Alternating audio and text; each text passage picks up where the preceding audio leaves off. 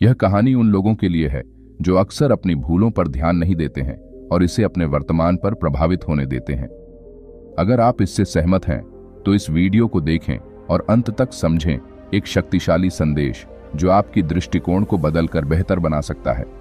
इस कहानी में हम एक व्यक्ति की जीवन यात्रा पर जाते हैं जो अपने गुजरे हुए गलतियों से निपटने की कोशिश कर रहा है और एक नया उद्देश्य प्राप्त करने के लिए अपनी दिशा को सुधारने के लिए प्रेरित हो जाता है। यदि आप भी अपने भूतकाल की गलतियों पर ध्यान केंद्रित करते हैं और उन्हें अपने वर्तमान पर प्रभावित करने देते हैं तो यह कहानी आपके लिए एक महत्वपूर्ण संदेश लेकर आएगी। एक बार की बात है, एक आदमी ने सुबह के समय नदी किनारे की सैर पर जाने का निर्णय लिया। आकाश अभी भी अंधेरा था और हवा ठंडी और शांत थी।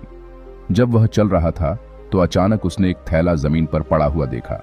उत्सुक होकर उसने उसे उठाया और अंदर हाथ डाला। उसने उसे उठाया और अंदर हाथ डाला तो उसके हैरानी की बात थी कि बैग पत्थरों से भरा था। नदी के किनारे बैठकर समय बिताने के लिए पत्थर फेंकने लगा। एक एक करके उसने पत्थरों को पानी में फेंकना शुरू किया। हर बार जब उसने पत्थर पानी में फेंका तो एक छलांग उठती थी। पत्थर पानी में गिरते ही डूब जाता था। कुछ समय बाद उसने आखिरी पत्थर के लिए हाथ बढ़ाया। जब वह उसे नदी में फेंकने वाला था तो सूर्य चमकने लगा। जब वह उसे नदी में फेंकने वाला था तो सूरज उगने लगा और उसके चारों ओर अपनी स्वर्णिम प्रकाश छोड़ दिया। नए प्रकार की रोशनी में उसने अपने हाथ में पत्थर को देखा और जल्दी ही उसे फेंकने से रोक दिया। उसे हैरानी हुई जब उसने देखा कि यह वास्तव में वह नहीं था। उसने चौंक कर देखा और फिर समझा कि उसने क्या किया था। उसने अनगिनत कीमती मणियों को साधारण पत्थर समझकर उन्हें फेंक दिया था।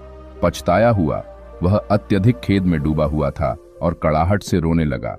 वह वहां बैठा रहा बहुत लंबे समय तक। अंधेरे को दोष देते हुए एक साधु उस व्यक्ति को देखकर उसके पास आया जिसने गम में देखा।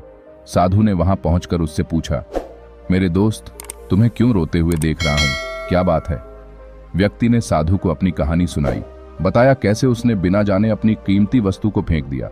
दुखी ना हो मेरे दोस्त, सोचो कि सूरज तुम अपनी आखिरी मोती फेंकने से पहले ही उगाया है।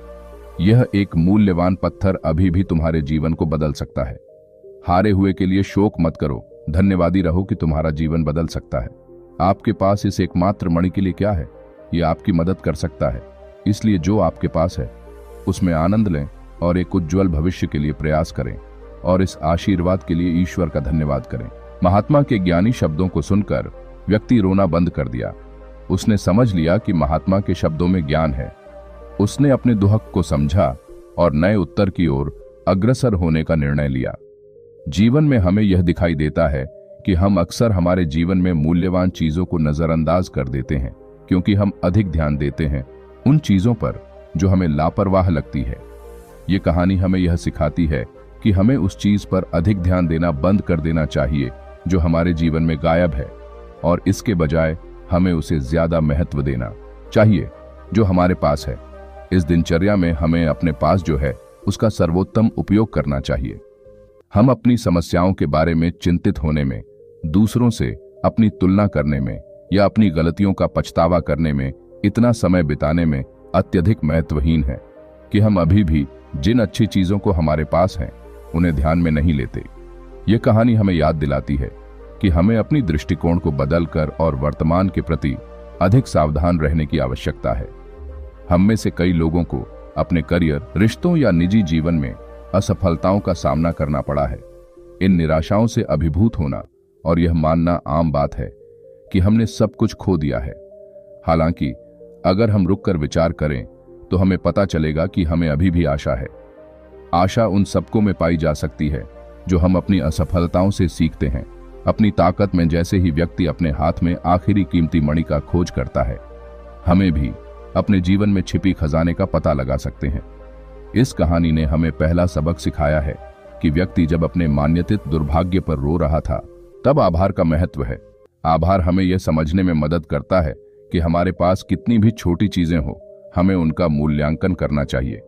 जब व्यक्ति खोए हुए मणि के लिए रो रहा था तो उसे पछतावे और निराशा की स्थिति में फंसा था, मगर जब साधु ने उसे मणि की मूल्य को देखने में मदद की तब उसने नई दृष्टि से उस मणि की महत्वपूर्णता को समझा।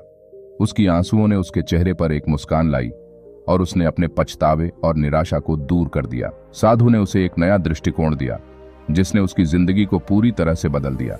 दूसरा सबक यह कहता है कि हमारे अनुभव हमें भविष्य में बहुत कुछ हासिल करने में मदद कर सकते हैं जो हमने अपने भूतकाल में खो दिया है।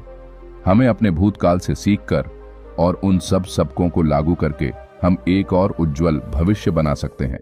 यह कहानी हमें तीसरा सबक सिखाती है कि हमें हमेशा याद रखना चाहिए कि जीवन में अवसरों का स्वागत करें। याद रखें कि जीवन छुपे हुए गहनों से भरा होता है जो खोजने के लिए प्रतीक्षा कर रहे होते हैं। पछतावे के अंधकार को उस चमक के ऊपर नहीं लेने दें जो आपके पास है। वर्तमान को गले लगाएं, भूत से सीखें और जागरूकता और कृतज्ञता के साथ आगे बढ़ें। हर पल को महत्व दें।